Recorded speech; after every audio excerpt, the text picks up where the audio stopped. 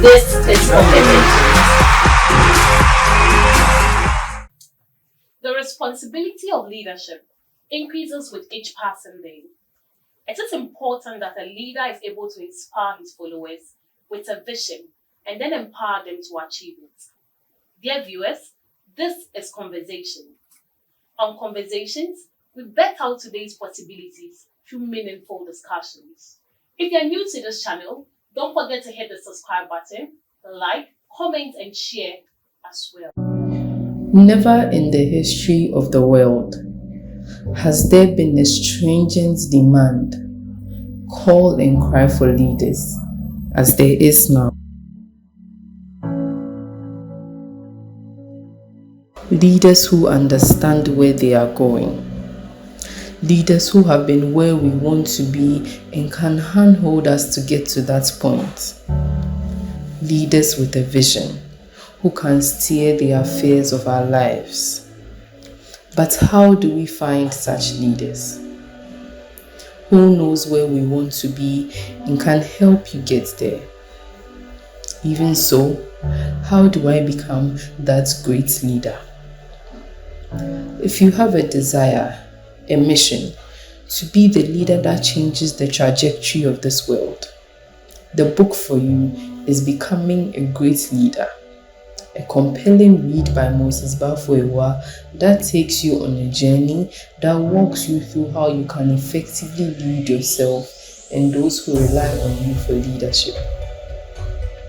Now more than ever, the world is crying out for leaders who will be the change makers.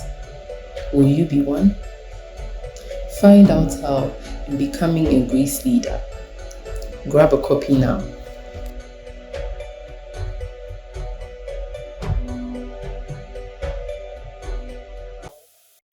Conversations today, my guest and I will be discussing the fourth chapter of the book, The Forms of Leadership, of the book Becoming a Great Leader.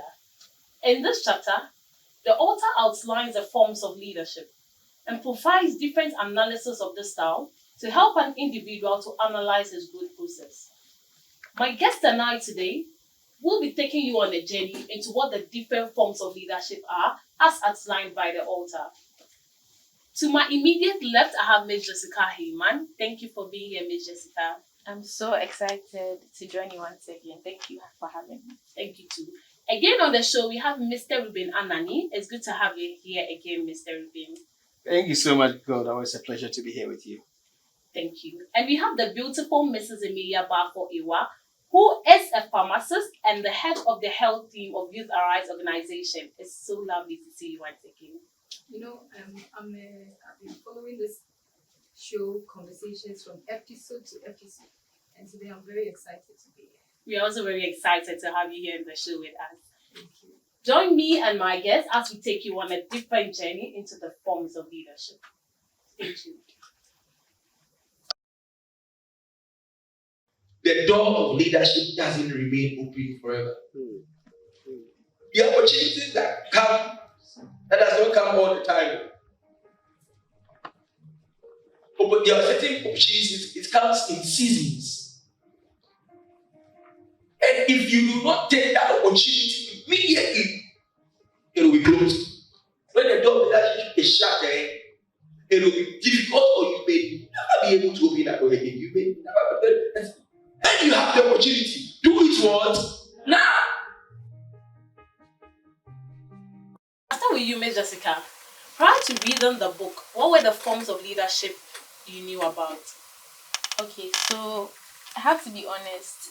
Apart from, political leaders, as the term is, I didn't know there were even forms of leadership. I just knew that, okay, this person calls himself a leader, this is what he does, and that is it.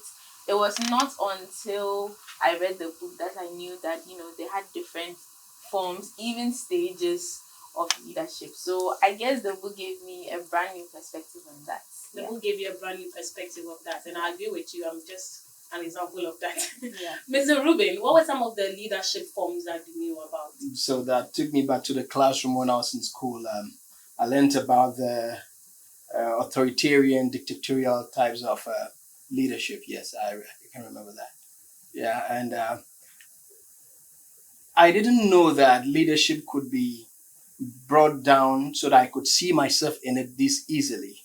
But then in reading the book, I felt like what I had learned was so generalized, and it was just something in the space. I didn't see myself in it. But then reading the book, I found myself in different. In the different forms of leadership. I felt like I have to climb up, so I found myself in it, and the other one I did not find myself in it. It's good. I do know something. I think Mr. Eugene here and Ruben here is borrowing my voice. I mean, he's saying exactly what I was about to say. You know, in I remember in class 6 or primary school, I used to study about leadership a lot because my teacher, my social studies teacher, was always on me because I was a cupboard monitor at that time. And so she was talking mostly about autocratic leadership, democratic leadership, laissez-faire attitude. I mean, you know, as a cupboard monitor, sometimes you struggle to get these people to give you their books, I mean, even their homeworks or something like so. She used to talk to me about laissez-faire leadership. I mean, sometimes delegate some of your people to get some of the things done. So those were the kind of leadership that I grew up knowing until I read the book. Until you read the Until book. I read the book. Not to move away from you. That's it. So until you read the book before you got to know about the various forms of leadership, how unique are these forms of leadership as altered by Mr. S1E4? Wonderful. And thank you for your question, Ms. Buddha. You see, the book Becoming a Great Leader, I feel it's really dropped from the sky to us because it's an eye opener when it comes to the forms of leadership. Because we grew up with a certain kind of form of leadership, which is not bad, it's fantastic, but reading the book Becoming a Great Leader and looking at leadership with the form as self-leadership or leadership of self, family leadership, continental leadership, national leadership, and global leadership was like, whoa, this is something out of the space. You are bringing leadership rights to me, and I have to find a way of relating to this kind of leadership that you are actually presenting to me. And one of the things about the form of leadership that really caught me is about the self-leadership. You know, sometimes when people hear about self, people think that we're talking about the self-worship. But when you talk about self-leadership, we are talking actually about the self-awareness. You get me? So in self-awareness, it means you need to know yourself. You need to know the kind of things that makes you who you are to be able to move to the next level of your life. And that is what stood out for me. You know, Mrs. Emilia mentions some of the forms of leadership that the author mentioned in his book. Yeah. She mentions the self-leadership. Yeah. Moving back to Mr. Ruben, what do you make of how the author explained the self-leadership and what really caught your attention there? Okay, so in the book, Becoming a Great Leader, what I understood by self-leadership was putting a chair down and looking at myself in it. Over there, I can be able to reprogram myself. I need to first know myself. That is an art of knowing yourself. And then there, I have to set my goals. I have to prepare my ground rules. I have to set my disciplines. I have to make my aspirations clear to myself. So this is me facing myself. I have to build it like a Lego. I have a picture in mind. I have to be able to stick it onto each other to be able to get to the point that I want to get to. So that was what self-leadership did to me. And trust you me, I sat myself down and I had a conversation with Ruben. And it's working for me. And I know that I'm going to get to a point where I'm going to fully answer all the questions I've set for myself and the standards that the book has given to me to achieve. Self-leadership introduced you to a conversation with yourself. Yes. That's interesting. Yeah. You know, the author mentions the 6 essential questions of life and that self-leadership, where he says, on page 46, he says that self-leadership is simply taking personal responsibility for your own life and growth.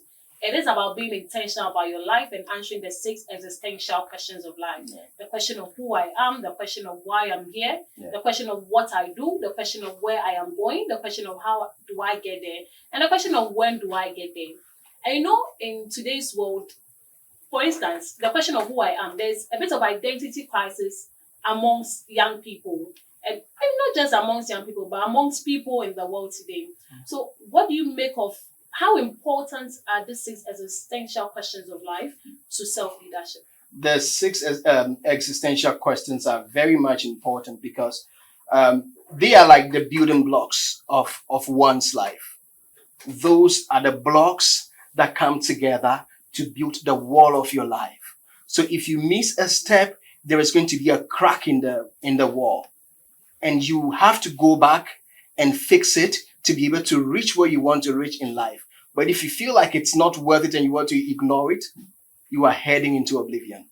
Simple as that. You know, actually, self-leadership is the most difficult form of all the leaderships. Yes. And the author says something very profound. He said that if you fail at this leadership, all the other leadership forms, it's like Yes. you're going to fail. Yes. Because that particular self-leadership is more like the foundation. Yes. And the six existential questions of life are the blocks for that foundation. Yes. So it really needs to be answered. Yes. And coming to that, the six existential questions of life, I don't know, I summarized it into three for myself.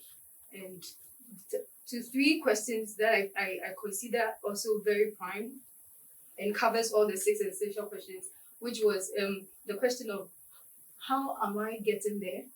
And that is a question of how am I getting there? That is my leadership journey. How am I getting to my destination? And then what am I doing? That is to answer what are my contributions or my strategies to get to that particular destination. And then the last question is, what am I leaving behind? That is my legacy in pursuing all that. In pursuing all that I'm pursuing. What am I leaving behind?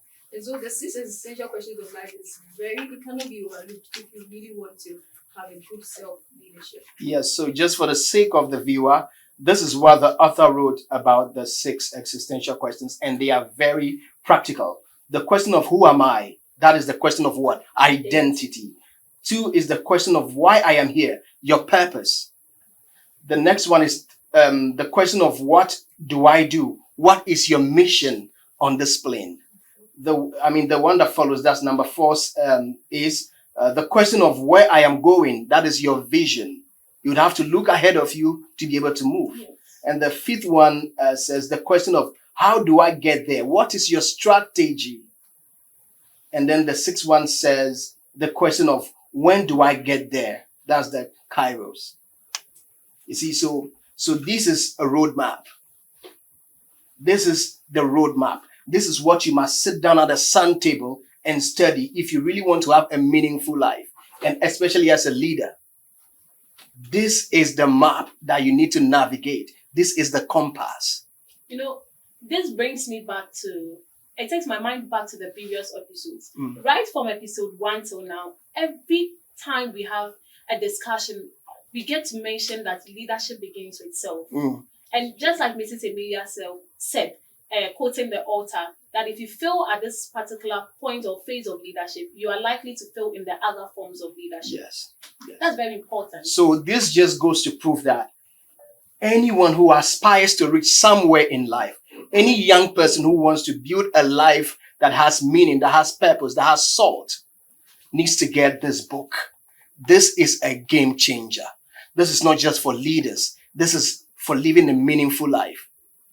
Yeah. I just want to add to it. And this is for my viewers as well. If you truly want to achieve a correct or a great self-leadership, it requires discipline. Yeah. It requires a lot of discipline. You need to tell yourself that I'm going to go on this journey of self-discovery, and I'm going to make sure that I discover it and get wherever I was called to get. The discipline is very important in the journey of self-leadership. Yes, very it's very important. That is why association is also important when you're talking to yourself during the self-leadership stage. I was thinking about this the last time. Tortoise and turtle, a marine turtle, and then the tortoise that comes from the forest. They share identity. Then I started asking myself, why is it that they had never come across each other and mated to reproduce? You see that? Each of them knows their territory and their space. Though they may have a likeness, they are not going to do well together. So they don't force each other into the other.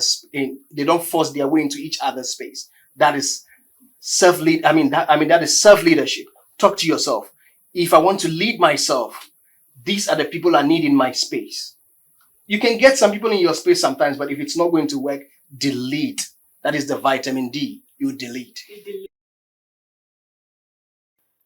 Now, the author encourages that readers read page 60 of The Force of Mentorship, which is written by him. So let us read that and have a discussion on that page. Dear viewers, The Force of Mentorship was also written by Mr. Moses Balfour Ewa, and I encourage you to also get a copy of this book. You could contact the numbers below for a copy. So that you grow intellectually. That is why you must be as a leader. I cannot overemphasize the importance of reading. You must read to acquire new information.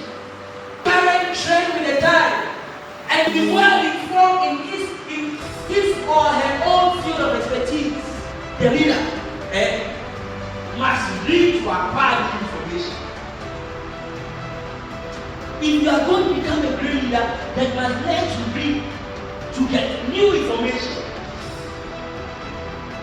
What new information do you have? Page 60. Responsibility for one's own growth. Does a person accept responsibility for his own growth, or does he see everyone as a problem? Here, your mentor wants you to take a total responsibility for your life and growth. This is the foundational principle he would want you to embrace in your life after hearing his counsel and advice. The reality is that mentors will not be there to live your life for you. You must live your own life and heed to his counsel. Having a mentor doesn't guarantee success unless you are willing to be responsible for your own growth and take actions towards achieving your goals. When a mentor recommends a book to you, buy it and read it. He's not responsible for reading it for you. I get fed up sometimes when I have to repeat one instruction or advice to a mentee all the time. I say to myself, if you won't heed to what I say, why would you want to hear me speak over and over again? It is so sad that many people, everything is someone else's fault. It is so sad that for many people, everything is someone else's fault. Every problem can be explained away with reasons why they can't affect the situation or the outcome.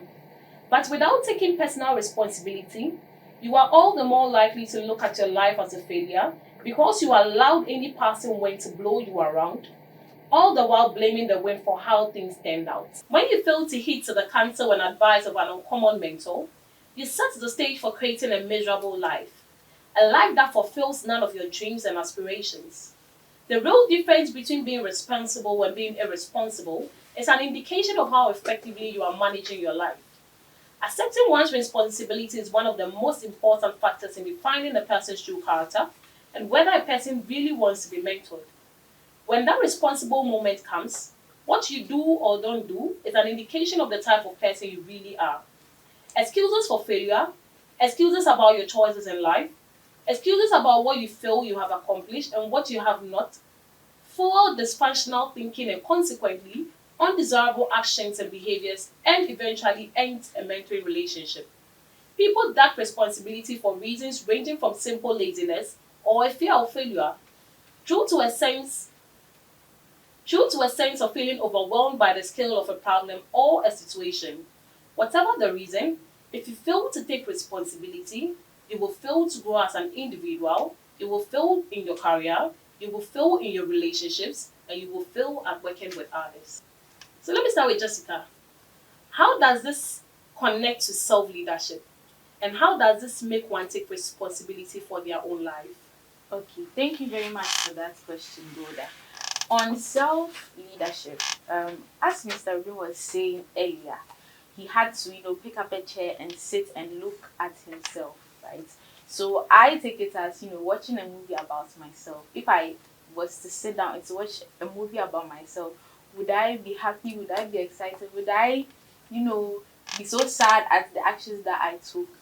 So with reading from The Force of Mentorship, actually, taking responsibility for one's own good is really key to self-leadership. Because even identity alone, I can say identity alone, we can have an entire show about that, about the 6 existential questions, about what people need to know about themselves before they lead others. And that's exactly what responsibility for one's growth is all about in terms of self-leadership. So for me, I would say it made me sit down and think very clearly about what I'm reading, what I'm studying, because it's even so ironic that it connects to the force of mentorship. That even a mentor is telling you that no, you need to sit down and have a look at yourself first before you lead other people. Let me give you a personal example. Let me give a personal story. Okay, so I was working with a team once, and I realized that they were not paying attention to what I was saying. Every instruction I would give, it took hours and hours. It took so much time for them to respond to me. And I was asking, what was I doing wrong? And I just studied myself a bit, and I realized that I wasn't doing anything to inspire those people. Like if I wake up, do I lay my bed? Do I get to a place early? What do I do that tell someone that this person is not fit to lead, which won't make the person listen to what I have to give them? So I had to study myself, I had to improve on myself, I had to be doing a lot of things that would show that no, I have discipline, I have the leadership, I have the capability, I have the desire to want to lead. I have to awaken it in myself, and that will only happen through self-leadership. So this responsibility for one's own growth is such a refreshing take on self-leadership, and I'm happy we went through it. Yeah. It's very important. That stage is a very important stage in life because, as Jessica was saying, if you don't take responsibility for your own self, for your own actions, let me say, you are not going to make progress in anything. You can't even affect the life of anyone. But then in this space, we are connected. Are you understanding me? So self leadership does not focus solely on you because your well-being affects the next person's well-being, like siblings. That's true. A lot of us come from homes where our parents exhaust their resources on us so that when we become successful or achieve our goals at a certain stage, we can support those behind us. So if you fail in that aspect, you are not just failing yourself, you are failing the ones that are going to be depending or receiving help from you. So the conversation is very important. Let me give an example. There are families that we've known, even in this country, that were reputable for building successful generational businesses. Now, those businesses span from hand to hand. Then it gets to a point that those businesses are given to a certain generation and it dies. What happens? It comes down to what? The conversation that you've had with yourself. If you've been given a chance by a mentor to learn and you've not taken it serious, you have not failed yourself. You have failed the ones behind you as well. So if that business is given to you and the business fails, it plunges the family into what? Into poverty and lack. What happens there is that the business has been given to a person who lacks salt, a person who lacks a conversation with himself. And in that way, he has wiped the footprints of a winning generation and is going to lead the ones after him into pain, into disappointment, into loss. So conversation with yourself, listening to your mentor, they are not going to live your life for you. It is hard. You have to fight your way through it. So that is what I picked from that point. Let me hear from you, Mrs. Amelia. Yes. The author, I don't know, he's saying some very interesting and very profound stuff Yeah. that I really want to also address. He's pointing out to the fact that there are no excuses. Yeah. There are no excuses. If you program yourself to be responsible for your own good, you have to tell yourself that I take no excuses. And this brought me to, all of us in school, anytime you write an exam and your results come out and then you have F, or you see an F on the board, you tell yourself, they gave me F. But when you see an A, you say, I've had got an A. Yes. What is that telling you? It's telling you that anytime you move out of responsibility, you move into failure. So that's what the author is telling us. So anytime when you say I got A, you're trying to say that this one I was responsible. Yeah. When you say they gave me an F, you are trying to move into the excuse zone, and that means you are blaming somebody for your failure. That means if we continue to take responsibilities, that means you're going to see a lot of success in life. I think these are the things that the author really said, that really spoke to me. Yeah. These are very interesting and profound comments I'm hearing today. Now, the author mentions other forms of leadership in his book. Which of the forms of leadership stood out for you, and what do you make out of it, apart from self-leadership? Okay, apart from self-leadership. So, I would say for me, I would say it's community leadership because in my younger days, let me make this very quick. My younger days, I've always wanted to, help my community in a way, let me see. But I never had the opportunity to do that until I joined the Rise organization, who have, a lot of charity programs that they organize. So I was just reading through that, and, I discovered that for you to help your community, you must have an understanding of what they are going through. That was also said in one of the chapters of becoming a great leader. You must know what they are going through, you must know their struggles, and you must know how to solve it. So, but even for that, it all comes down to taking care of yourself. But community leadership for me stood out. Yeah, That's amazing. Mrs. Amelia, which of them stood out for you? It's amazing because I'm a goal-getter and I really would like to dream very big. I'll go for the global leadership because I always ask myself, what does it take to lead a global organization or to lead a global institution? So I look at the WHOs, I look at the UN, and I ask myself, what does it take?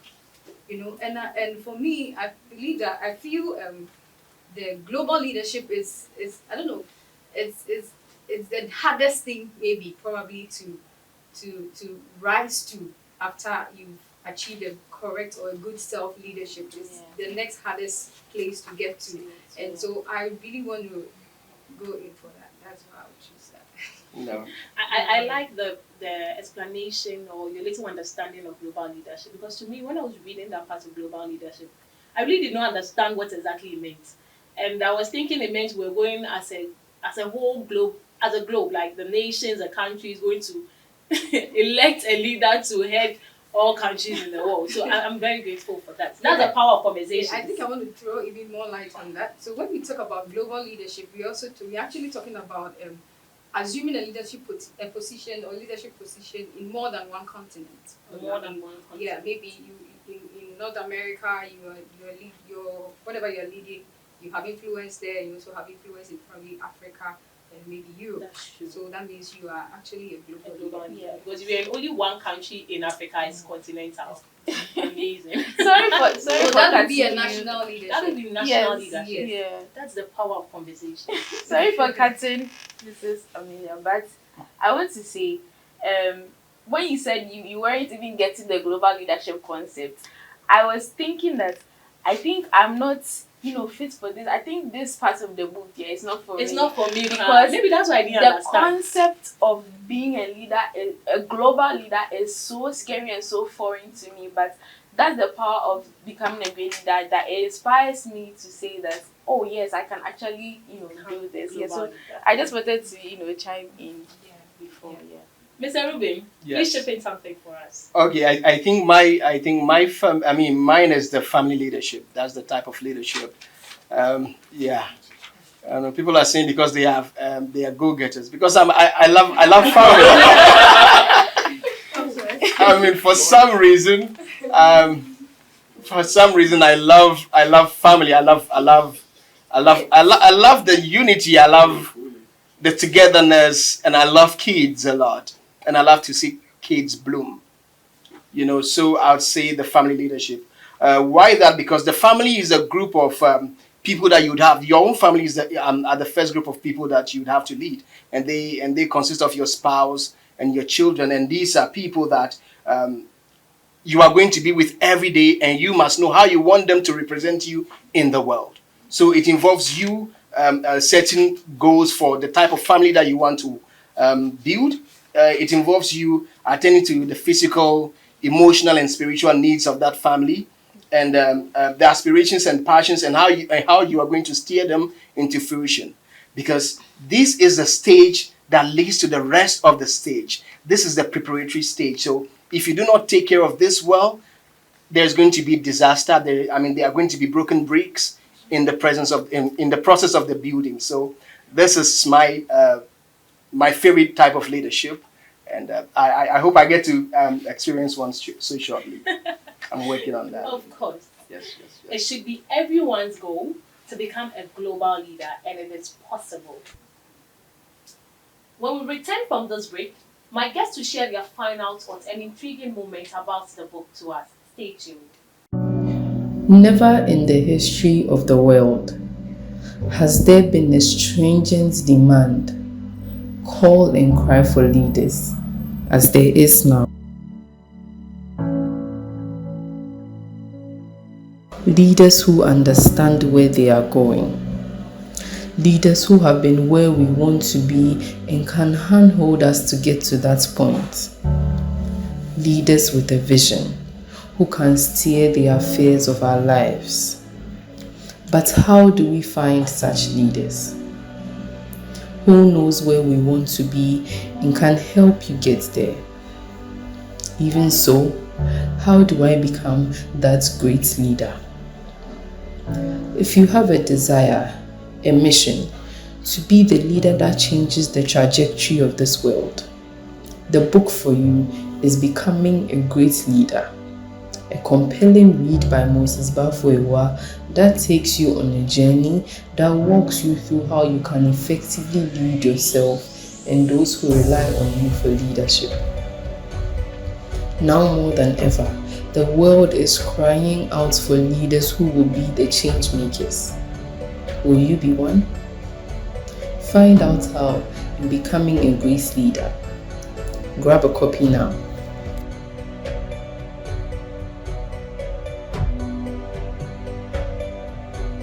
Still Conversations. You're welcome back. Let me start with Mrs. Emilia. Now, before we end the show, what intrigued you about the chapter? And what are your key takeaways from the chapter Forms of Leadership? Thank you so much. And from the book, I have two things that intrigued me, and that is I came to a realization that leadership is a journey.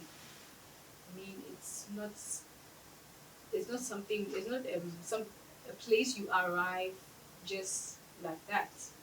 And I came to really see something very profound in the book that I think is shaping even me right now and is making me desire to go on this journey.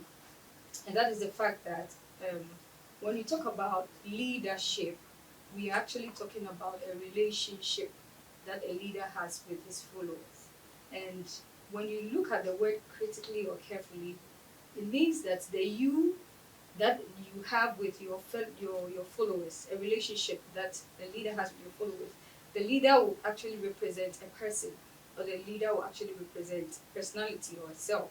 So in that case, it means that a prepared self could be a very great leader, or a prepared self will make a great leadership, or a prepared self will make a great leadership. I mean, a relationship that we call leadership. And so that means that it means it's like the author was saying even in the book, he said that it means you have to work at it every single day. You need to build yourself every single day. You need to tell yourself that this journey I have begun and I have to arrive. No one sets out to go on a journey and has it in mind that I will not arrive. I mean, when you set out from your house to go to your lecture hall, the idea is that you want to arrive. All right. So it told me that I'm on a journey at the moment, and I might pass